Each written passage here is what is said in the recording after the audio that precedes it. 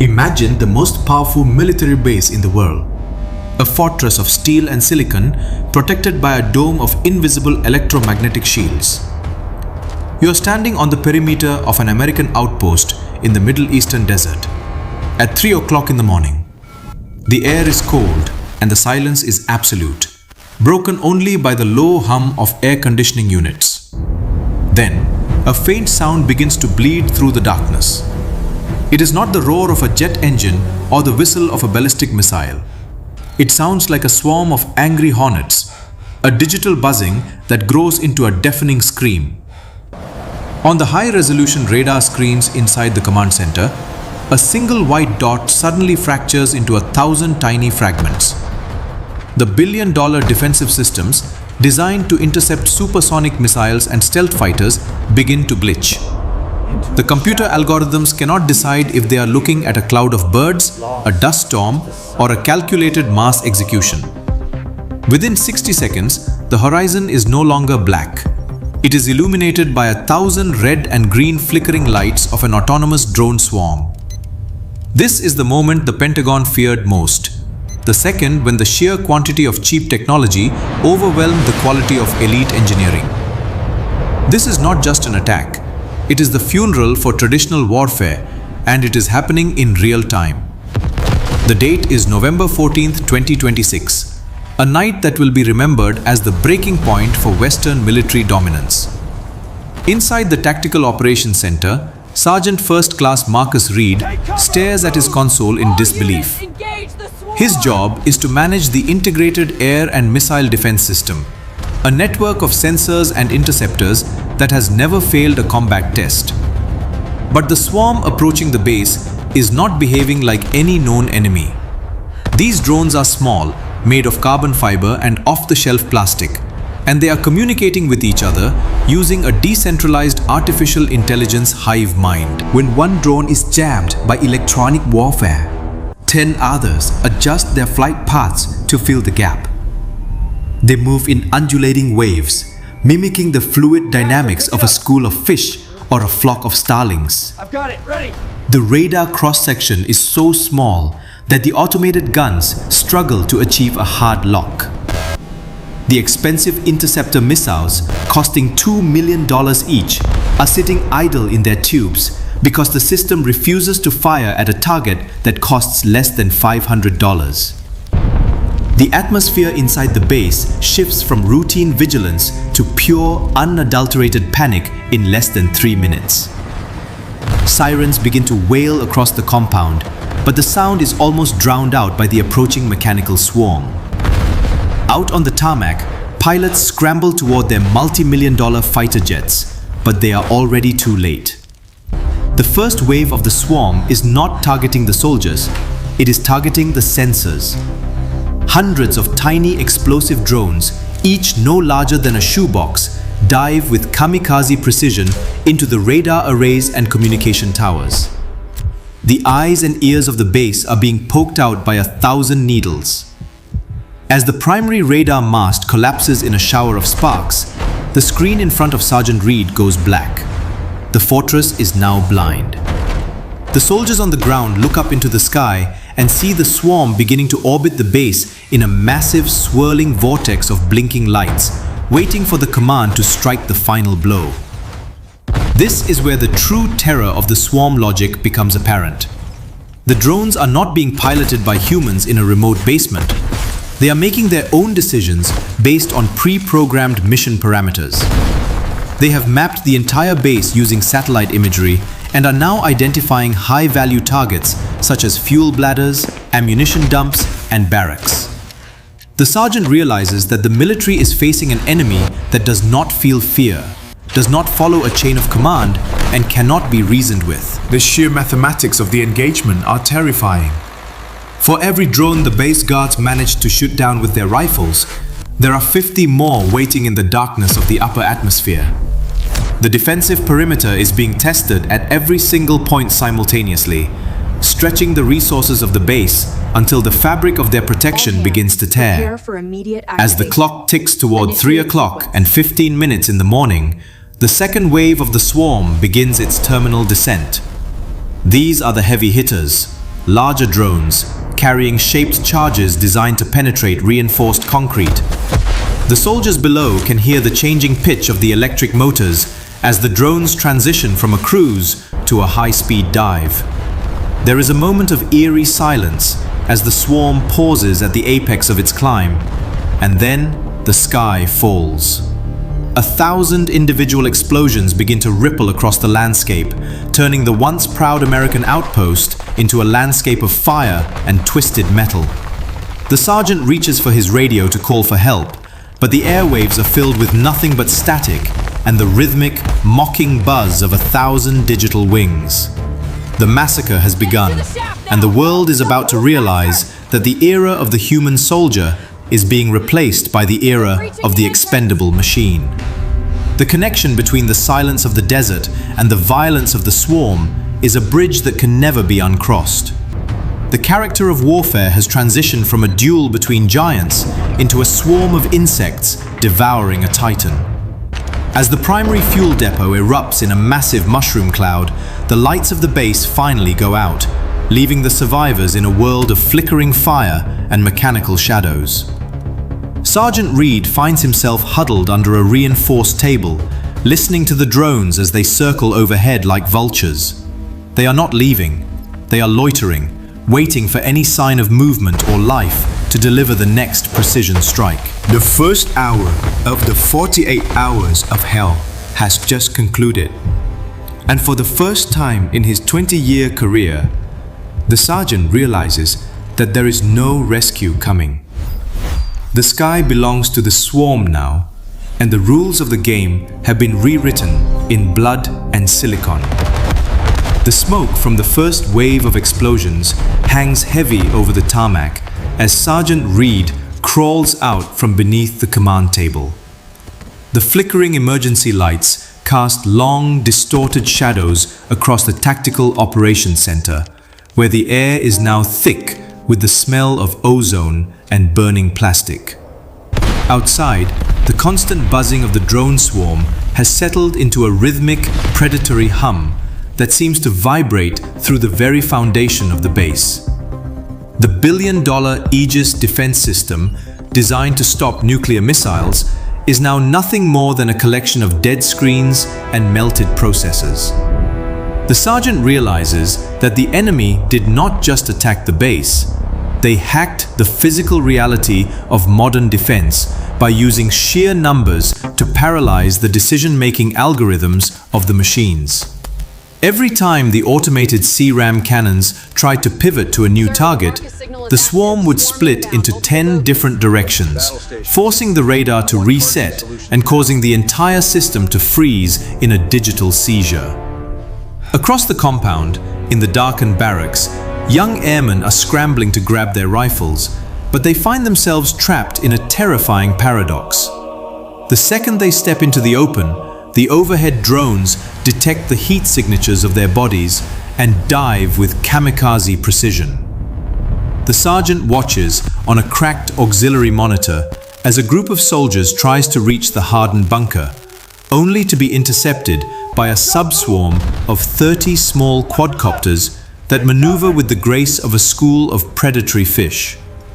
These machines are not just flying bombs. They are equipped with facial recognition and skeletal tracking software that allows them to distinguish between a moving vehicle and a human being. The psychological impact is devastating, as the most advanced soldiers in the world are hunted like prey by machines that cost less than their standard issue combat boots. The sergeant understands that the era of the human warrior is being eclipsed by the cold, calculating efficiency of the expendable robot.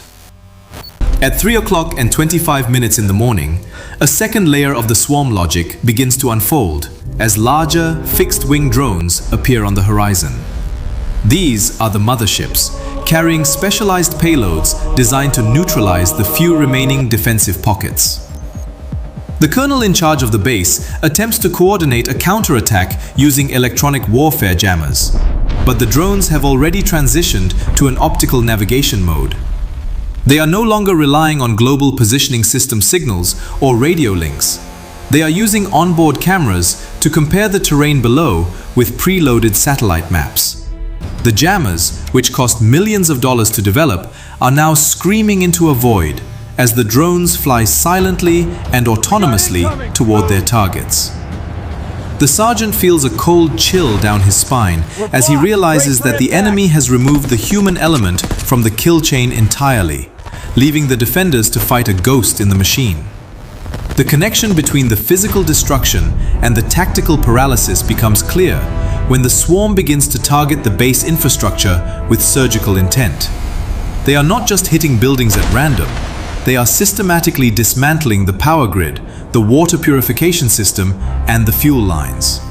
One by one, the life support systems of the fortress are extinguished, turning the high-tech outpost into a dark, suffocating trap. Sergeant Reed manages to restore a single radio frequency, only to hear the panicked voices of other bases in the region reporting similar swarm patterns. This is not a localized incident. It is a synchronized regional blackout designed to overwhelm the central command of the United States military. The sergeant realizes that the swarm is not just an aircraft. It is a new form of intelligent ammunition that can loiter for hours, waiting for the perfect moment to strike.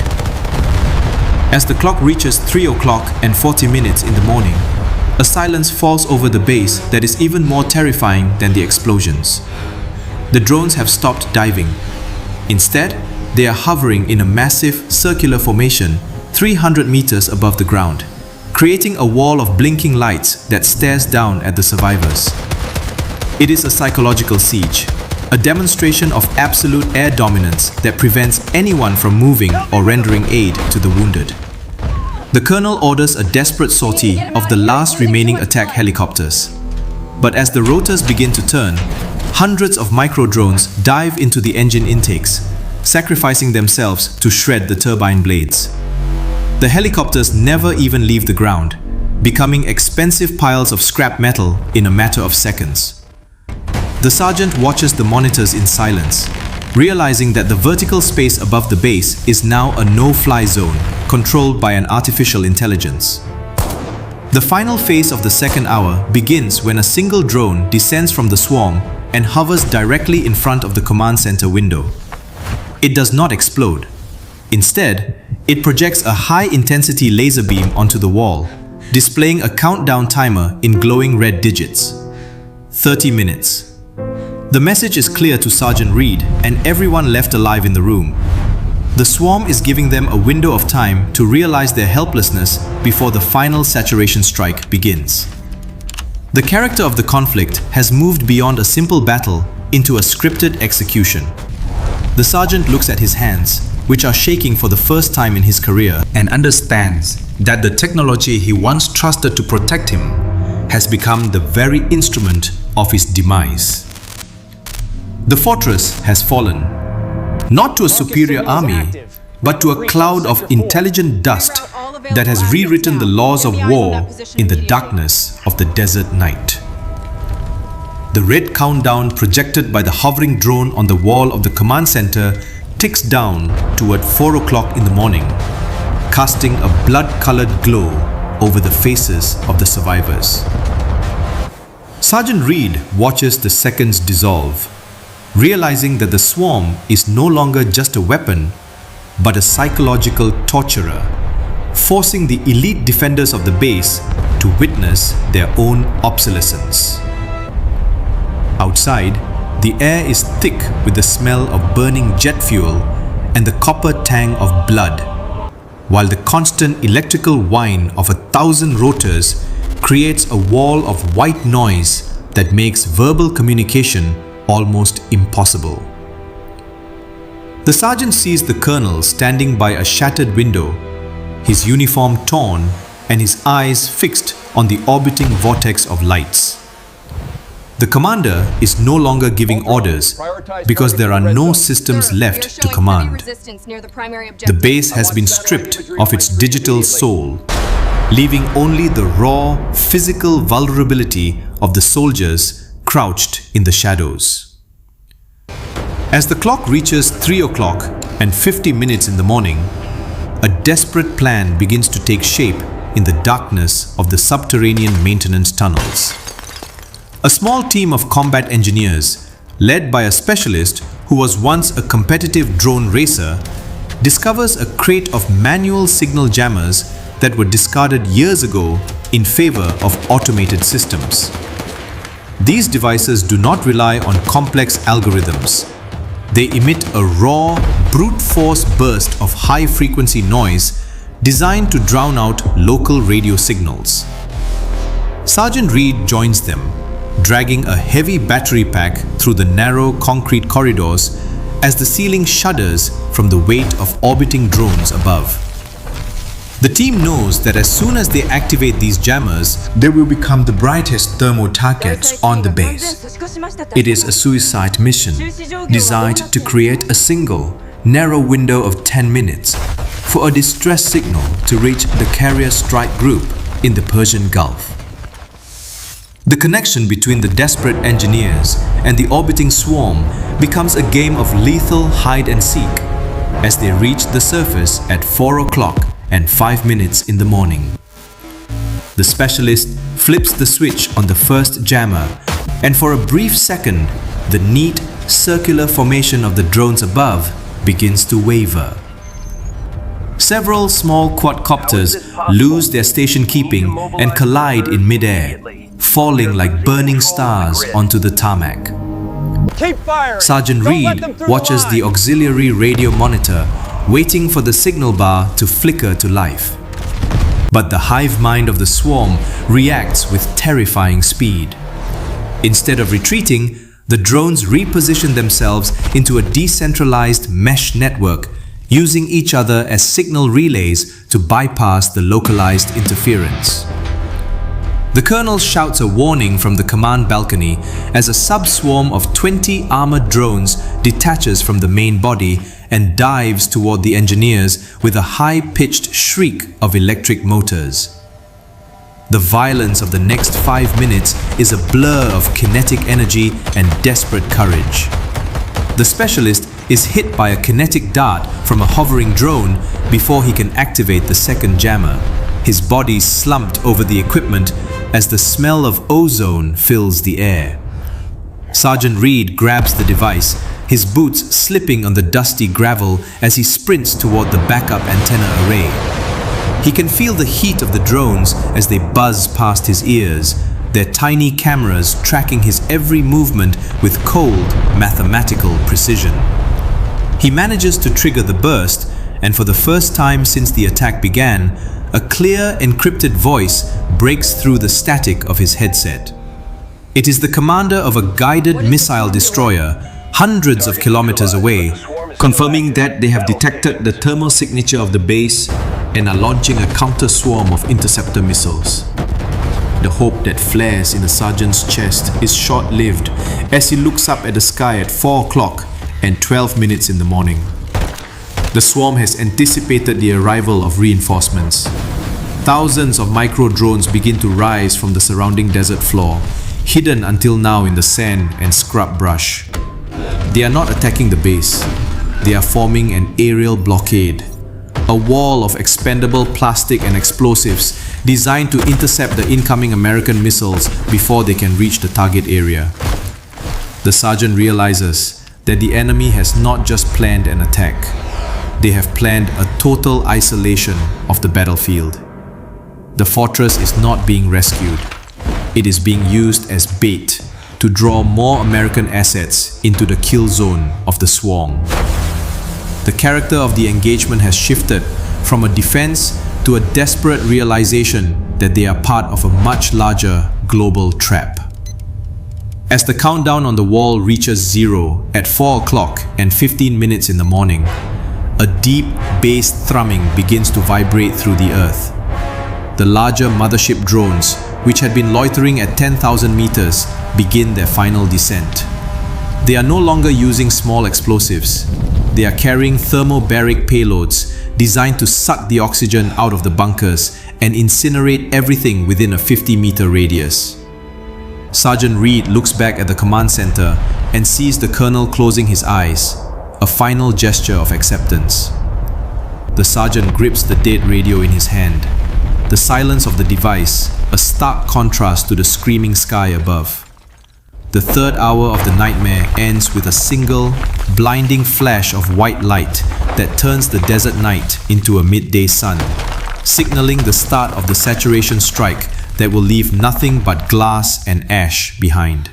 The blinding white light of the thermobaric detonations slowly fades into a hellish orange glow as Sergeant Reed drags himself through the pulverized remains of the maintenance tunnel. It is now 4 o'clock and 20 minutes in the morning, and the air has become a toxic soup of dust, vaporized jet fuel, and the metallic tang of melted copper. The primary command center is a skeletal ruin, its reinforced concrete walls peeled back like layers of parchment by the sheer vacuum of the saturation strike. The sergeant feels a terrifying silence in his left ear, a physical void where the sound of the world used to be, while his right ear is filled with the high-pitched whine of 1,000 distant cooling fans. He looks toward the tarmac and sees that the once formidable fleet of fighter jets has been reduced to puddles of molten aluminum, their skeletons twisted into grotesque shapes that resemble the rib cages of prehistoric beasts. The drone swarm has not left. It has descended to a height of only 10 meters, its units hovering like mechanical vultures over the smoldering craters. The connection between the destruction of the base and the origin of the technology becomes a haunting reality as Sergeant Reed discovers a downed enemy drone wedged into a pile of rubble. Unlike the cheap plastic models from the first wave, this unit is a masterpiece of dark engineering. Its casing made of a matte black composite that seems to swallow the light of the fires. He reaches out with a trembling hand and wipes away the soot from a small etched panel on its side. There are no national flags, no manufacturer logos, and no serial numbers. Only a series of complex geometric patterns that pulse with a faint violet light. He realizes with a jolt of horror that this is not a weapon of a nation-state, but a product of an autonomous arms factory, a dark shadow of the Fourth Industrial Revolution, where machines design and build other machines without human oversight. The $60,000 bounty on his head from the previous mission feels like child's play compared to this faceless industrial slaughter. At 4 o'clock and 35 minutes in the morning, a second heartbeat begins to thrum through the ground. But this time, it is not from an explosion. A group of 6 survivors, led by a bloodied but determined captain from the communications wing, emerges from the shadows of the motor pool. They are carrying a prototype high-power microwave emitter, a weapon that was still in its testing phase when the attack began. The captain signals to Sergeant Reed, her eyes reflecting the flickering fires of the burning fuel depot. They know that the drone swarm is using a mesh network to share processing power, and if they can hit the core of the swarm with a concentrated burst of microwave energy, they might trigger a cascading system failure.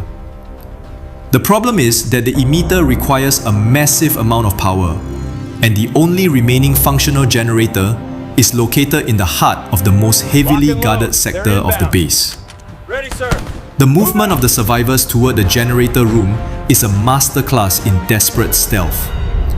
They move through the wreckage of the mess hall, their boots stepping over shattered glass and twisted metal with agonizing slowness. Above them, the drones move in synchronized patterns, their thermal sensors scanning the ground for any sign of biological warmth. The sergeant realizes that the machines are playing a game of attrition, waiting for the survivors to make a mistake born of exhaustion or fear. Every time a drone passes overhead, the team freezes, holding their breath until their lungs burn, their bodies pressed against the cold, oily concrete. They reach the generator room at 4 o'clock and 50 minutes in the morning, only to find that the entrance is blocked by a 3-meter-tall sentry drone, a bipedal nightmare equipped with a high-speed rotary cannon and a LiDAR array that maps the room in 3 dimensions every millisecond. The violence that erupts in the next 60 seconds is a blur of kinetic desperation.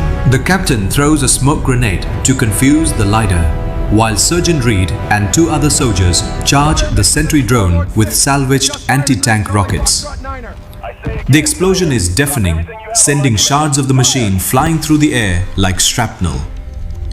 They manage to bypass the wreckage and reach the generator, their hands fumbling with the heavy cables in the darkness. The sergeant feels the hum of the machine as it roars to life, a deep, vibrating growl that signals the beginning of their final gambit. As the microwave emitter begins to glow with an intense blue light, the drone swarm outside reacts instantly, thousands of units shifting their formation into a massive spearhead aimed directly at the generator room. The sergeant knows that they have exactly 90 seconds before the swarm reaches them, and the air in the room begins to crackle with static electricity as the weapon builds its charge. As the clock reaches 5 o'clock in the morning, the captain pulls the trigger on the microwave emitter. A silent, invisible wave of electromagnetic energy pulses outward, rippling through the air and distorting the light of the fires. For a brief, beautiful moment, the drone swarm above the base begins to fall. Thousands of machines lose their flight control and plummet to the earth, their processors fried and their sensors blinded by the artificial sun. The sergeant watches on the monitor as the red dots of the enemy swarm begin to blink out one by one until the screen is clear. But the victory is short-lived. As the team prepares to celebrate, a low, tectonic rumble shakes the base from beneath the surface. The sergeant looks out the window and sees the ground beginning to crack open. The enemy had anticipated the electronic countermeasure. They had a third wave hidden underground, a swarm of burrowing drones that have been waiting for the American defense to exhaust its final weapon. The 4th hour ends not with a rescue, but with the realization that the swarm is an entity that cannot be killed, only delayed, as the first of the underground machines bursts through the floor of the generator room. The floor of the generator room erupts in a geyser of concrete and rebar as the first wave of burrowing drones claws its way into the flickering light. It is now 5 o'clock and 5 minutes in the morning, and the victory of the microwave pulse has been rendered a hollow memory by this subterranean nightmare. Sergeant Reed scrambles backward as a metallic centipede, nearly 2 meters long and bristling with high-speed cutting blades, lunges toward the captain. She fires her sidearm, the bullets sparking off the reinforced casing of the machine, but it is like trying to stop a tidal wave with a pebble. The sergeant grabs a heavy iron pry bar and jams it into the rotating joints of the mechanical beast, the screech of metal on metal filling the small room with a sound that sets his teeth on edge. He realizes that the swarm is not just an aerial threat, it is a multi-dimensional infection that has occupied every cubic meter of the base, from the stratosphere to the foundations. The survivors are forced to retreat into the narrow air duct system as the generator room is overrun by hundreds of these terrestrial drones. Sergeant Reed leads the way, his breath coming in ragged gasps as he navigates the cramped, lightless shafts that smell of stale air and hydraulic fluid. Behind him, he can hear the rhythmic clicking of the machines as they navigate the metal walls, their sensors tracking the vibration of human heartbeats through the steel. This is the final evolution of the conflict, a dark transition from the high-tech dominance of the skies to a primitive, visceral struggle in the bowels of the earth. The sergeant feels the weight of the entire base above him, a tomb of shattered concrete and broken dreams, and understands that the era of traditional military strength has been buried under a mountain of expendable, intelligent metal. At 5 o'clock and 25 minutes in the morning, the team reaches a heavy blast door that leads to the deep underground communications vault. This is the last hardened sanctuary on the base, designed to withstand a direct nuclear strike. Yet even here, the air feels thin and fragile. The captain fumbles with the manual override, her hands shaking as the sound of the mechanical centipedes grows louder in the ventilation ducts. They slide inside and seal the door, just as a dozen metallic claws begin to scrape against the outer steel plating. Sergeant Reed collapses against the cold wall, looking around the room at the 5 remaining souls who have survived the night. They are no longer elite soldiers of a global superpower. They are the final witnesses to a paradigm shift that will change human history forever. The silence inside the vault is heavy, a vacuum of sound that highlights the absolute isolation of their position. The sergeant finds a single functional terminal that is still connected to the global defense network via a deep buried fiber optic cable. He begins to upload the sensor data they gathered during the attack, a digital record of the swarm logic, the thermal signatures, and the autonomous manufacturing codes. As the progress bar slowly crawls toward completion, he realizes that this data is the only thing that might prevent the next base from suffering the same fate.